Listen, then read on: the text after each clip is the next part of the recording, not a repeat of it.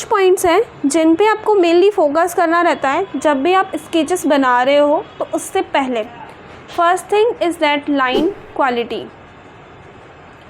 जब तक आपकी लाइन क्वालिटी अच्छी नहीं है तो आपके स्केचेस में स्ट्रेंथ या एक फ्लो नहीं दिखेगा। तो उसके लिए आपको लाइन क्वालिटी पे फोकस करना बहुत ज़्यादा ज़रूरी है। अब लाइन क्वालिटी कैसे अच्छी की जा सकती है, तो उसके लिए आपको रेगुलरली वार्म अप करना पड़ेगा लाइंस का एंड शेप्स का, क्योंकि हम शेप्स एंड लाइंस दोनों का ही यूज़ करते हैं स्केचेस में। तो लाइंस एंड शेप्स इसकी क्वालिटी को इंक्रीज़ करने के लिए आपको वार्म अप करना बहुत इम्पॉर्टेंट है। तो और वार्म अप में हम क्या करते हैं, हम लाइंस को फ्लो में बनाते हैं, ठीक, यानी कि हम लाइंस को इस तरीके से नहीं बनाते हैं। एंड शेप्स को भी उसी तरीके से अप्रोच करते हैं जिस तरीके से हमें स्केचेस में अप्रोच करना है। सो अगर आपको वार्म अप के ऊपर पूरा वीडियो चाहिए तो उसका लिंक मैं डिस्क्रिप्शन में डाल दूँगी। वहाँ पे आपको इससे रिलेटेड पूरा वीडियो मिल जाएगा, जहाँ पे उस लेसन के अंदर मैंने डिटेल में एक्सप्लेन किया है कि वार्म अप किस तरीके से करना ज़रूरी है। अब बात करते हैं हम वार्म अप स्केचेस की, क्योंकि लाइन क्वालिटी यानी कि जब आप लाइन्स एंड शेप्स की प्रैक्टिस कर रहे हो तो आपके कुछ वार्म अप स्केचेस भी होते हैं। सो जैसे कि ये स्केच मैंने बनाया है, वैसे आपको हर सब्जेक्ट को लाइन के फॉर्म में ट्राई करना है, यानी कि वार्म अप करना है और स्केच करना है। तो 5 to 10 वार्म अप स्केचेस हमें रेगुलर बेस पे करने होते हैं फाइनल स्केचिंग से जस्ट पहले, ताकि हम उसमें कुछ एक्सपेरिमेंट कर पाएँ, क्योंकि उस टाइम पे हमारा हैंड का फ्लो अच्छा नहीं होता। तो जब हम वार्म अप स्केचेस करते हैं तो उसमें वो मिस्टेक्स होती है, एंड उस मिस्टेक्स को ऑब्ज़र्व करते हुए हम जब आगे बढ़ेंगे तो जो फाइनल स्केचेस है उनकी क्वालिटी अच्छी होगी। सेकंड नंबर पे आता है simplification. Simplification is a very important point, क्योंकि जब भी आप स्केचिंग कर रहे हो तो आपका क्या प्रोसेस है वो बहुत इम्पॉर्टेंट है। अगर आप उस चीज़ को, उस सब्जेक्ट को सिंप्लीफाई फॉर्म में स्टार्ट करोगे तो एंड भी आपका अच्छा रहेगा। जो प्रोसेस है उसको आप समझ के स्टार्ट करोगे। सो सिंप्लीफिकेशन प्रोसेस के अंदर हम क्या करते हैं, हर सब्जेक्ट को लाइंस के फॉर्म में ही स्टार्ट करते हैं। लाइंस के फॉर्म में स्टार्ट करने से मतलब लेंथ विड्थ उनको प्लेस करना, प्लेसमेंट्स करना। अगर कोई ऑब्जेक्ट है, जैसे कि अगर हमें एक स्टिल लाइफ बनाना है, तो मैं उसको सिंप्लीफाई जब करूँगी तो पहले मैं सिंपल लाइंस के फॉर्म में उसकी लेंथ और विड्थ को सिर्फ अप्रोच करूँगी। एंड अप्रोच करने से क्या होगा, उसकी लेंथ और विड्थ डिसाइड हो जाएगी कि क्या हमें रखनी है। एंड आफ्टर दैट उसका जो फील है वो आप इजीली कैप्चर कर पाओगे, चाहे वो आप शेप्स के फॉर्म में कर रहे हो या फिर आप किसी और चीज़ के फॉर्म में बना रहे हो, कर्व्स के फॉर्म में भी बना रहे हो। तो जब हम लाइंस के फॉर्म में उसको बनाते हैं, वो उस प्रोसेस को हम फॉलो करते हैं, तो उसके प्रपोर्शंस के सही आने के चांसेस बढ़ जाते हैं। तो ये बहुत इंपॉर्टेंट पॉइंट है कि सिंप्लीफिकेशन मेथड का आप यूज़ करें। सिंपल वे में अप्रोच करना किसी भी सब्जेक्ट को, चाहे आप स्टिल लाइफ ले रहे हो, पोर्ट्रेट ले रहे हो, या फिर आप बर्ड्स ले रहे हो, एनिमल्स ले रहे हो, या फिर आप लैंडस्केप लेते हो, तो सिंपल वे में आप प्रपोर्शंस को इजीली अप्रोच कर पाते हो जब आप सिंप्लीफिकेशन मेथड का यूज़ करते हो as a beginner. So as a beginner ये बहुत इंपॉर्टेंट है कि प्रोसेस क्या है। अगर आप किसी और प्रोसेस को अप्रोच करोगे तो वहाँ पे उसको ईजी वे में सिंप्लीफाई करना थोड़ा सा डिफ़िकल्ट होगा। तो आपको सिंप्लीफिकेशन मेथड का ही यूज़ करना है। उसके ऊपर भी मेरा एक पूरा लेसन अपलोडेड है, तो उसका लिंक भी मैं डिस्क्रिप्शन में डाल दूँगी, वहाँ से जाके आप उसको चेक कर सकते हो। एंड मेक श्योर कि आप इस वाले लेसन को स्केचिंग करने से पहले आप इन सारे पॉइंट्स को समझ के उनके लेसन्स को देखें, समझें और प्रैक्टिस करें। एंड आफ्टर दैट स्केचिंग करेंगे तो आपको उस चीज़ का बेनिफिट ज़्यादा मिलेगा। थर्ड नंबर पे आता है प्रपोर्शंस, क्योंकि प्रपोर्शंस एक बहुत इम्पॉर्टेंट पार्ट है। चाहे आप स्केचिंग कर रहे हो, चाहे आप लॉन्ग हार्ड स्टडी कर रहे हो, या फिर कोई आर्टवर्क आप बना रहे हो या स्टडी कर रहे हो, क्रिएट कर रहे हो, तो प्रपोर्शंस यानी कि उनका लेंथ एंड विड्थ क्या है, साइज़ क्या है, मतलब ठीक, जब उनका लेंथ विड्थ यानी कि साइज़ क्या होगा, एंगल्स क्या होंगे, क्योंकि अगर एंगल्स चेंज हो गए तो उसका विड्थ लेंथ चेंज हो जाएगा, या फिर उसके अंदर कुछ शेप्स हैं तो वो शेप्स भी एंगल्स के फॉर्म में चेंज हो जाती है। तो प्रपोर्शंस का सही होना बहुत इम्पॉर्टेंट है। तो जब भी आप स्टॉक्स लगा रहे हो, ठीक है, तो आपको ये देखना पड़ेगा कि जो स्टॉक आप लगा रहे हो वो सही हो। जैसे कि अगर हम देखें कि यहाँ पे मुझे एक पोर्ट्रेट बनाना है, तो मैंने ये हेयर लाइन रखी है और इसके आगे ये आगे वाला पार्ट रखा है, एंड आफ्टर दैट मैं यहाँ से आईब्रो लाइन मैंने दी, ठीक। इसके बाद अब यहाँ से मैंने थोड़ा सा अंदर पार्ट छोड़ के ये नोज़ वाला जो एंगल है वो दिया। और अब इसमें मुझे क्या चीज़ मेनली देखनी पड़ेगी, क्या एंगल्स हम वहाँ पे दे रहे हैं। यानी कि जो ये एंगल है, अगर मैं इस एंगल को ऐसा बना देती हूँ या फिर मैं थोड़ा सा इसको अंदर की साइड कर देती हूँ, तो वहाँ पे क्या होगा, इसकी जो टोटल विड्थ है वो चेंज हो जाएगी, यानी कि वो फेस मोटा हो जाएगा। अगर मैं इस एंगल को थोड़ा बाहर निकाल देती हूँ या फिर मैं अंदर ले लेती हूँ तो वो फेस थोड़ा सा पतला हो जाएगा, एंड आफ्टर दैट उसके प्रपोर्शंस बिगड़ जाएंगे। तो प्रपोर्शंस का सही होना बहुत ज़रूरी है। अगर आप उसको शेप के फॉर्म में भी अप्रोच कर रहे हो तो भी, अगर ये शेप है तो इस रैंडम शेप को अप्रोच करने के लिए इसका एंगल आपको देखना पड़ेगा। अगर आप इस तरीके से बना के इसको इस तरीके से कर देते हो तो इसका एंगल यहाँ पे चेंज हो गया, ठीक। पहले ये स्ट्रेट एंगल में था, अब ये स्लैंटिंग पोजीशन में आ गया। तो एंगल का सेम होना भी बहुत ज़्यादा ज़रूरी है, चाहे आप शेप के फॉर्म में अप्रोच कर रहे हो या लाइंस के फॉर्म में उसको अप्रोच कर रहे हो। किसी पोर्ट्रेट को अगर हम बना रहे हैं तो वो फ्रंट में है, वो साइड वाले फ्रंट में है, जैसे कि ये साइड एंगल में है, लेकिन क्या ये फ्रंट में है, तो वो चीज़ हमें कैसे पता लगती है कि अगर इसका चिन पार्ट है वो स्ट्रेट है, ये इस तरीके से होता तो दैट मीन्स वो बिल्कुल फ्रंट में जा रहा है, यानी कि साइड एंगल है बट वो स्ट्रेट है, थोड़ा सा नीचे देख रहा है। अब जैसे कि यहाँ पर ये थोड़ा सा एंगल चेंज है, ये इस तरीके से है, दैट मीन्स ये नीचे देख रहा है। तो ये चीज़ आपको समझनी बहुत ज़रूरी है। ये चीज़ हमें यहाँ से पता लगती है जब हम पोर्ट्रेट्स में इस चीज़ को कंपेयर करते हैं कि आईब्रो लाइन जो है वो ईयर लाइन, यहाँ पे ईयर आ रहा है इसका, तो ईयर लाइन से नीचे है या ऊपर है। जैसे अगर ये नीचे देख रहा है दैट मीन्स जो आईब्रो लाइन है वो ईयर लाइन से नीचे आ रही है। अगर ये ऊपर होती तो ये ईयर नीचे जाता, दैट मीन्स कि ये ऊपर दिख रहा है। और ये दोनों इक्वल है, दैट मीन्स कि सामने की तरफ दिख रहा है, एकदम इक्वल में, फ्रंट में। तो आपको इन चीज़ों पे फोकस करना ज़रूरी है स्केचिंग करते वक्त, रेफरेंस पे फोकस करते वक्त इन सब चीज़ों की स्टडी वहाँ पे की जाती है। तो proportions, line quality and simplification के 3 पॉइंट्स बहुत ज़्यादा ज़रूरी है। एंड रैंडम शेप्स जो है प्रोपोर्शंस के अंदर आ गया, यानी कि लाइंस एंड शेप्स, उन सबको अप्रोच करना होता है, क्योंकि हर रेफरेंस के अंदर हमें कुछ रैंडम शेप्स ही देखने को मिलती है। वहाँ पे हमें एक सिंपल शेप्स के फॉर्म में कोई चीज़ नहीं मिलेगी, सारी शेप्स जो है वो रैंडम शेप्स के फॉर्म में। जैसे अगर हम इसको कर्व के फॉर्म में अप्रोच करते हैं तो यहाँ पे भी हमें एक रैंडम शेप देखने को मिल रही है, यहाँ पे भी आईब्रो की एक रैंडम शेप देखने को मिल रही है। तो ये एक रैंडम शेप्स हैं, तो उनको अप्रोच करने के लिए आपको सिंप्लीफिकेशन यानी सिंप्लीफाई करना बहुत ज़रूरी है, एंड उसके एंगल्स को देखना बहुत ज़रूरी है। तो एंगल्स को देखने के लिए ही हम पहले लाइंस के फॉर्म में अप्रोच करते हैं।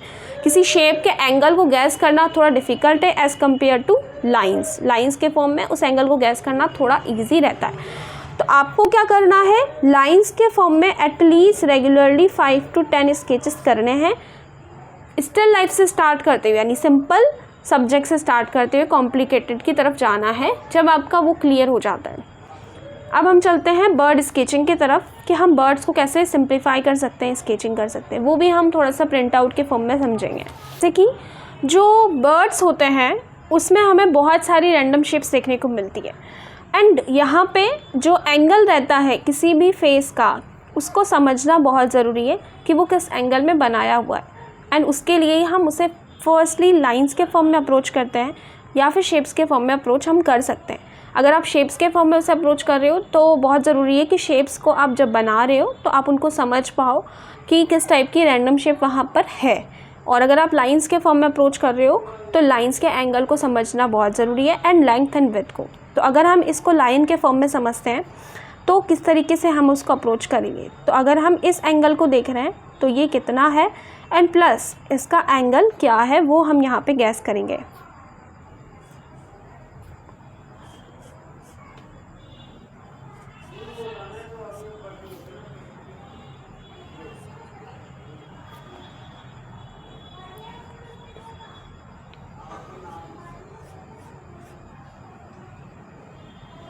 अब जब आप इसको गैस करोगे तो आपको ये देखना है कि इन दोनों के बीच का कितना गैप है, ये कहाँ पे एंड हो रहा है, ठीक। यानी कि इस लाइन का एंगल क्या है, और ये जो कर्व है, मतलब कि ये एक लाइन एंगल नहीं है, ये एक कर्व है, तो कर्व के फॉर्म में ही अगर हम इसको देख रहे हैं, लेकिन हम देख रहे हैं कि यहाँ पे एक अगर हम लाइन देते हैं तो इसका साइज़ क्या है, कितना ज़्यादा गैप है। अगर हम इसका गैप थोड़ा सा ज़्यादा या कम कर देते हैं तो जो बीक वाला पार्ट है उसका लेंथ यानी उसका साइज़ बिगड़ जाएगा, ठीक है। तो वो चीज़ हमें यहाँ पे देखनी होती है कि क्या वो है, क्या उसका साइज़ है। अभी सिर्फ इसको हम लाइंस के फॉर्म में अप्रोच कर रहे हैं, तो यहाँ पे सिर्फ हम एंगल्स को देखेंगे। अगर हम इसको इस तरीके से ऊपर की तरफ ले जाते हैं तो क्या इसका एंगल रखना है।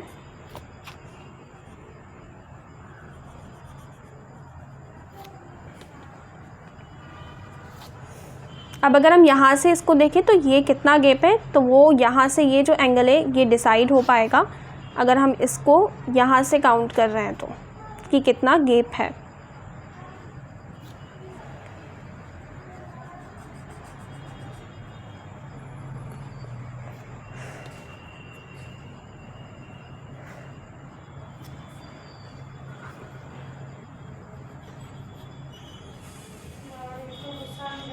और ये जो पॉइंट है वो कहाँ पर एंड हो रहा है, तो अगर हम इस एंगल को देख रहे हैं तो ये यहाँ से मोस्टली यहाँ पे एंड हो जा रहा है।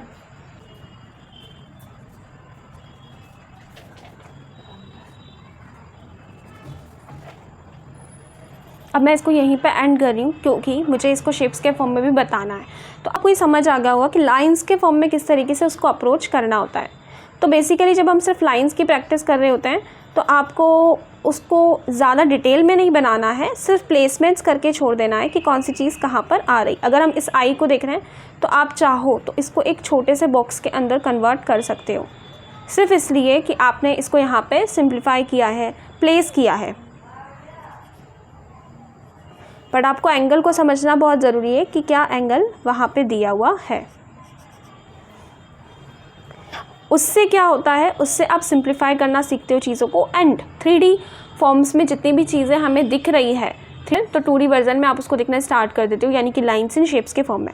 अब अगर हम इसको शेप्स के फॉर्म में अप्रोच कर रहे हैं तो बहुत ज़रूरी है कि आप उसको समझ के करो कि क्या एंगल है, क्या शेप है, क्या उसका साइज़ है।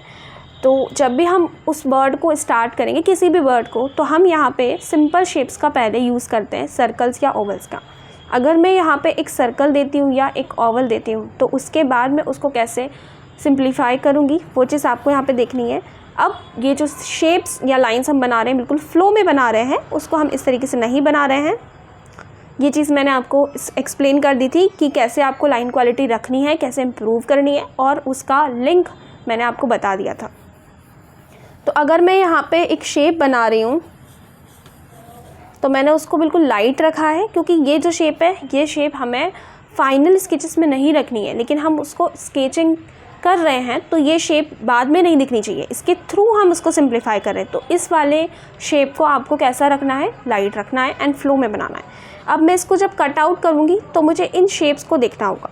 अब अगर मैं यहाँ पे एक इस साइज़ का मैं ओवल, इस साइज़ का सर्कल अगर मैं देख रही हूँ तो मुझे यहाँ से कट आउट करना है। तो अगर मैं इसको देखूँ तो ये लगभग इसके हाफ में बैठेगा, हाफ से थोड़ा सा ऊपर, अगर हम यहाँ से एक सर्कल को काउंट कर रहे हैं तो मैं उसी तरीके से सिर्फ यहाँ पे सोच रही हूँ कि ये कहाँ पर आएगा।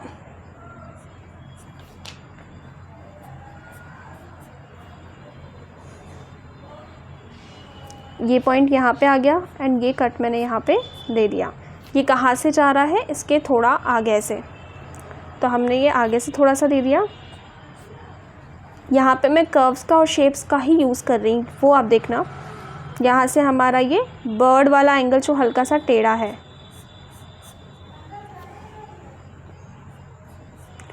ये थोड़ा सा इसके आगे की साइड जाएगा, अंदर की साइड।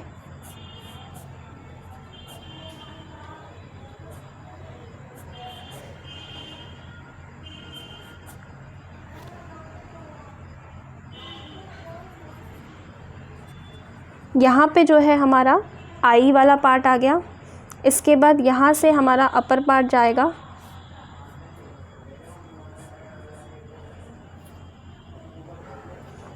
और यहाँ से ये निकल रहा है।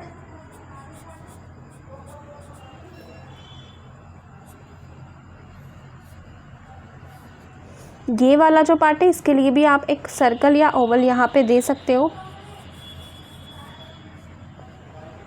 कि कितना इसका विड्थ आपको रखना है।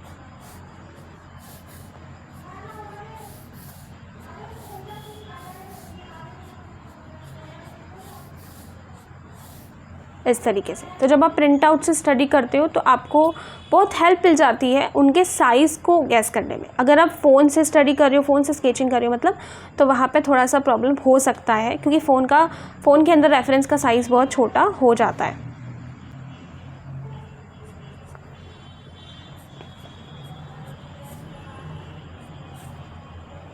इन शेप्स को समझना बहुत ज़रूरी है कि किस टाइप का शेप वहाँ पे बना हुआ है। जैसे कि ये फेदर का जो शेप है वो किस तरीके से बना हुआ है कि यहाँ पे एंड हो रहा है एंड यहाँ से एक शेप निकल रहा है।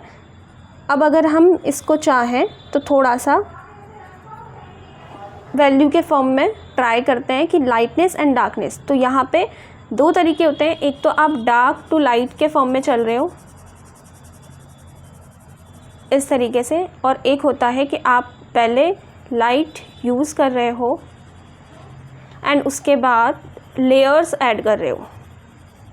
तो अगर आपके पास टाइम है तो आप लेयर वाला पार्ट यूज़ कर सकते हो क्योंकि ये जो है बिल्कुल स्मूथ हेचिंग देता है, स्मूथ वैल्यूज़ दिखाता है। और ये जो है वो आप जब क्विकली करना चाहते हो, क्विक स्केचेस बनाना चाहते हो, तो वहाँ पे आपको इस स्केचिंग का यूज़ करना चाहिए। तो दोनों ही आपको यूज़ करने चाहिए क्योंकि दोनों में ही पेंसिल के ऊपर प्रेशर कंट्रोल करना बहुत ज़्यादा ज़रूरी है एंड दोनों ही आगे जाके आपको हेल्प करते हैं। तो light to dark and dark to light भी आपको करना ज़रूरी है हेचिंग में। एंड एक सिंगल लेयर से स्टार्ट करते हुए उसमें लेयर्स ऐड कर सकते हो, यानी जहाँ पे आपको डार्क करना है वहाँ पे डार्क एंड जहाँ पे लाइट रखना है वहाँ पे 1 या 2 लेयर आपको ऐड करनी है। और उसके अलावा एक चीज़ होती है कि क्रॉस हैचिंग। तो पेंसिल में जब आप क्रॉस से हैचिंग करते हो तो वो भी एक बहुत स्मूथ हैचिंग देता है इस तरीके से। जैसे मैंने यहाँ पे सिंगल लेयर चढ़ाई है क्योंकि यहाँ पे मैंने फर्स्ट लेयर भी सिंगल दी थी सिर्फ क्रॉस हैचिंग में, और इसमें पोर्ट्स को फिल करना हमारा मेन मोटिव रहता है। इसमें क्रॉस हैचिंग इम्पॉर्टेंट नहीं है, इसमें आप एक ही लेयर मतलब एक ही डायरेक्शन में हैचिंग कर सकते हो। यहाँ से ये अलग हो रहा था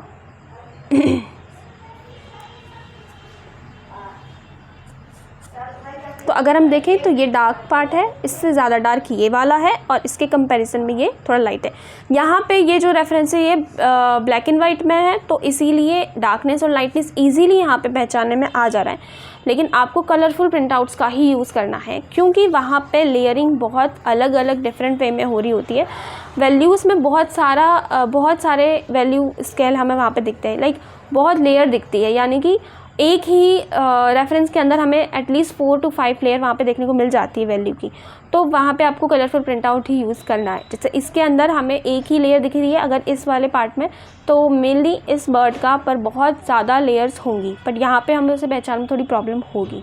इसलिए हमें कलरफुल प्रिंट आउट्स का यूज़ वहाँ पर लेना है क्योंकि हर चीज़ कलरफुल है। तो जब आप लाइव स्केचिंग करोगे तो वहाँ पर आपको पास ब्लैक एंड वाइट का ऑप्शन नहीं रहेगा, तो आपको कलरफुल स्केचेस कलरफुल रेफरेंस से ही स्टडी करनी होती है, यानी कि वैल्यूज़ को समझना होता है। अब अगर हम इसको डार्क कर देते हैं तो मैं इसको डायरेक्टली डार्क कर रही हूँ, मैंने प्रेशर यूज़ किया है एंड हैचिंग की है डायरेक्टली, और ये मुझे थोड़ा सा इससे लाइट रखना है तो मैं इसको थोड़ा सा लाइट रख रही हूँ।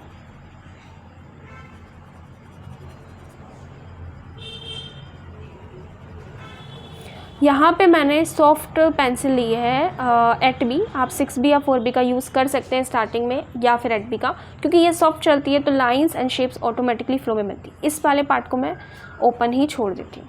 अब हम चलते हैं दूसरे रेफरेंस की तरफ। हेरन्स हैं, तो जैसे आपको किसी पार्टिकुलरली एक बर्ड को लेना है और उसके अलग अलग एंगल से क्लिक किए हुए पिक्चर से स्टडी उसको करना है। ये बहुत इम्पॉर्टेंट है क्योंकि क्या होता है, हर बर्ड का जो फेस है वो अलग रहता है, तो उसमें हमें अलग टाइप की रैंडम शेप्स देखने को मिलती है एंड वो अलग एंगल में जब क्लिक किया हुआ पिक्चर होगा, अगर हम अलग अलग एंगल्स में स्टडी कर रहे होते हैं तो वहाँ पे आपको अलग अलग रैंडम शेप्स देखने को मिलती है। जैसे अगर यहाँ पे हम इस वाले पिक्चर को देख रहे हैं तो ये जो है इसका जो माउथ है वो ये नीचे की तरफ दिख रहा है, यानी नीचे वाले एंगल में। तो अगर हम इसको अप्रोच करेंगे तो यहाँ पे हमें एक इस टाइप का ओवल या सर्कल देना है जिसका एंगल चेंज हो। इसमें अगर हम देख रहे हैं तो ये स्ट्रेट वे में लिया गया है, साइड पोज में लिया गया है, लेकिन फ्रंट में है ये, ठीक है, बिल्कुल स्ट्रेट है, यानी कि ये बिल्कुल सीधा खड़ा है। ये नीचे नहीं दिख रहा, ये सामने की तरफ दिख रहा है, ये नीचे दिख रहा है। तो यहाँ पे आपको एंगल्स शेप्स की स्टडी करने को मिलती है, रैंडम शेप्स देखने को मिलती है कि इसमें इसका क्या साइज़ रहेगा, इसके कंपैरिजन में इसका क्या साइज़ रहेगा। जैसे कि अगर हम इस वाले पार्ट को देखें तो अगर हम इसको स्टडी कर रहे हैं, यहाँ पे क्या क्या चीज़ें देखनी है कि यहाँ पे हमने एक ओवल दिया इस तरीके से। अब उसके बाद मुझे ऐसा लग रहा है कि मैंने इसका एंगल जो है, इसका जो विड्थ है ये वाला, वो थोड़ा सा यहाँ पे छोटा दिया है यहाँ इसके कंपैरिजन में, एंड आई थिंक थोड़ा सा बड़ा होगा, तो मैं इस वाली चीज़ को इससे थोड़ा बाहर निकालूंगी। अब मैं इसको सिंप्लीफाई करूँगी कि ये वाला जो पार्ट है वो कहाँ पर आएगा। मैंने सिंपल इसका एक एंगल दिया, इसके कंपैरिजन में ये वाला पार्ट जो है वो कहाँ पे एंड हो रहा है, मिडिल में आ रहा है, ठीक, ये वाला पार्ट।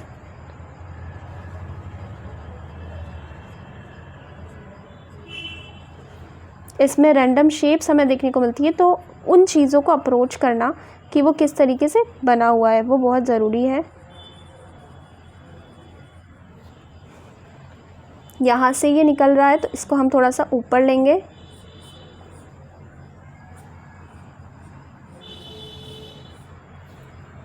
और फिर इसको यहाँ पे एंड कर देंगे। अब ये चीज़ कहाँ पे एंड हो रही है, इस वाले पार्ट से लगभग इक्वल में।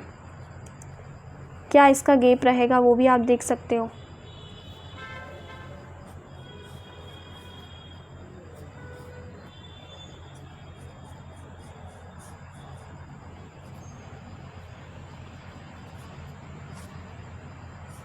यहाँ से एक शेप बना हुआ है, तो इसको बनाते वक्त आपको इन दोनों का गैप देखना है कि कितना ज़्यादा डिस्टेंस है, बीच का डिस्टेंस देखना बहुत ज़रूरी है। तो अगर हम देखें तो ये यहाँ पे एंड हो रहा है, थोड़ा सा आगे हमने इसको ले लिया और इसको अगर हम आगे लेके जा रहे हैं, मतलब ये वाला पार्ट कहाँ पर है, ये वाला लाइन हमने दिया, तो इसके बाद ये वाली लाइन हमें देनी है।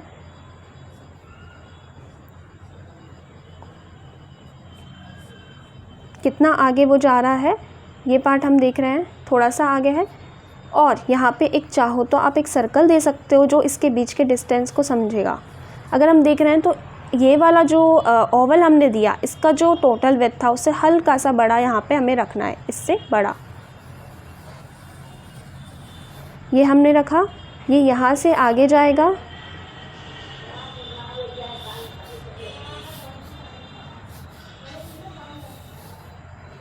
और ये यहाँ पे हमें एंड करना है। तो हम इस वाले एंगल को यहाँ से देख रहे हैं कि ये जो शेप है वो कुछ इस तरीके से बनेगा।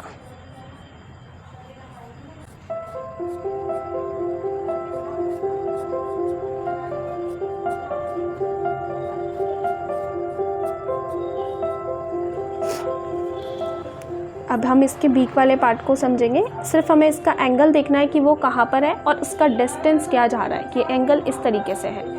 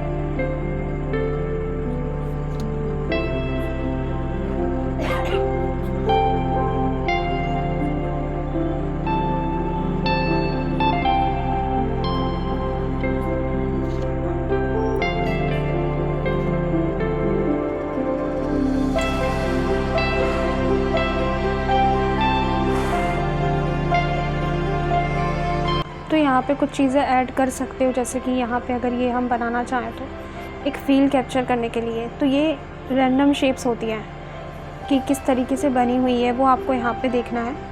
उससे आपकी ऑब्ज़र्वेशन स्किल्स बहुत ज़्यादा इम्प्रूव होंगी।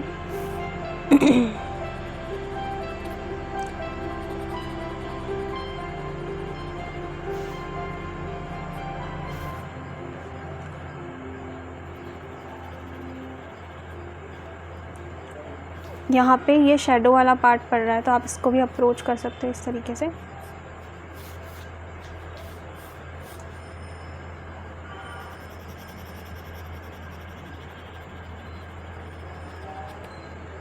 तो इसको स्टडी करते वक्त, इसको स्केच करते वक्त इसको एक एंगल में बनाना पड़ेगा, क्योंकि इसका जो फेस है वो एक एंगल में है। तो ये कुछ इस तरीके से बनेगा।